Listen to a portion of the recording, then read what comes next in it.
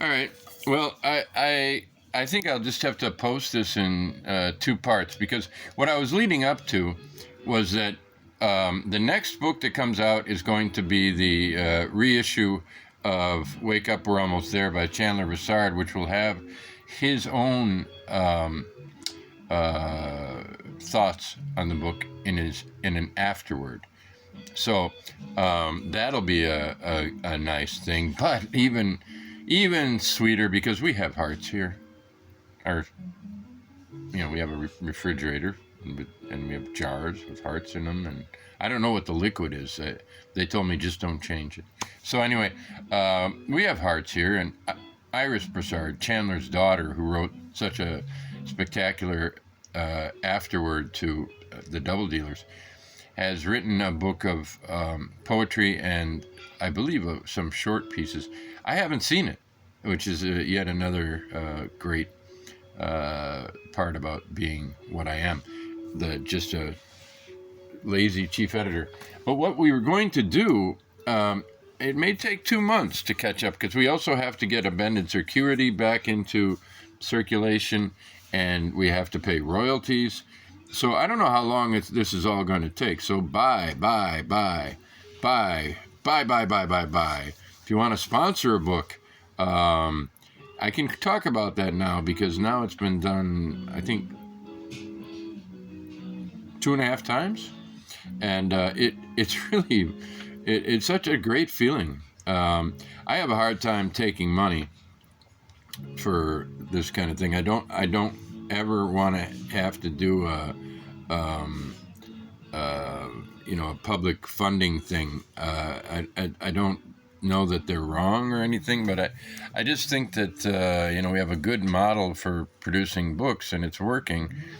And but it is public and it's to the public good. That was a decision I made with the last offer, and it was to pay for half of the Chandler Broussard reissue, and I will let the donor be anonymous. But the thing is, if you ever think of doing something like that, it's a pretty amazing thing. Like if the one time I would do it and feel good is if it was for a translation, but I don't know how much I would need and how much effort the whole thing would take, and so we'll see.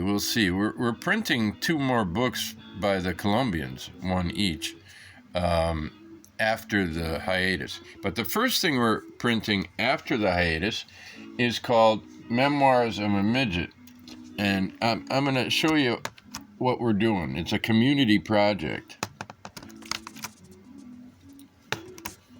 Okay, here's what you do. You go to, let's see what I put in here. We'll do it right here in front of you. Project Gutenberg. Where's the N? Okay. Project Gutenberg, see? Memoirs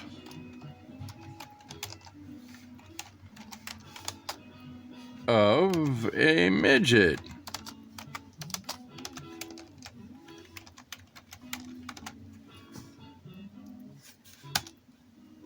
And then you get Memoirs of a Midget, and you hit on it, and just go to download.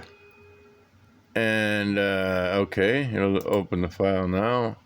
Okay, I don't know what this is, but okay, yeah, you just do the normals, and you get the Project Gutenberg ebook of Memoirs of a Midget, and you also have, by the same author, the 3 Mulla Mulgars, which I'll look into.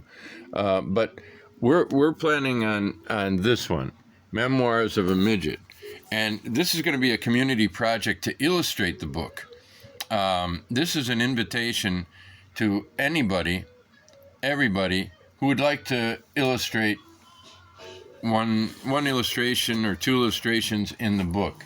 And my advice is, you can't all read the whole book, but all I ask of you is, if you want to do this, go anywhere. I would go at random. So let's say, what would be random? I think random would be page 281. So, Miss Monnery's visits were less punctual, though more frequent than Percy Maudlin's. And where is the toadlet? I heard him drawl one afternoon. I was being carried downstairs by the light-footed Fleming on the padded tray which Mrs. Monnery had made for the purpose. Okay, just from that, toadlet, toilet. Okay, so, I can picture Jeff Walton doing this, making a toilet that is actually, a toad with its giant mouth, and maybe you sit on the tongue. I don't know. But I could see, that's all you need to do. And then what we ask you to do is tell us what page. Look over here. So then we would know where it goes. Now, the great thing about this is that we all of us who will read Memoirs of a Midget without illustrations will picture a midget in our own minds, but it will all do it differently. In this case, the illustrations will reflect that, because you're all welcome to take your shot at a midget. And I don't imagine there'll be much of a problem with submissions. I think most everything submitted will probably put in. And stick figures are fine if it's funny. So that is our project. Anytime you have time, it'll be at least a month before we start thinking about printing again, which is, only unless we panic with abended circuity. I know that presses run out of books for half a year at a time, more than that sometimes. I'm very uncomfortable with it. It's the thing is that, I know that we're going to sell, if I buy abended circuity in bulk, and you have to buy at least 50, I know we're going to sell them all. And I would like to, it's cheaper the more I print. But, the decision is, do I print 200 copies and then have them around all the time and relax? Or do I print 50 and then I can also print this other book? And I generally go towards, and then I can also print this other book. I don't know. We'll see how the income goes. By the way, we have about a list of 10 to 15 books that we want to publish coming up, and that'll only grow. But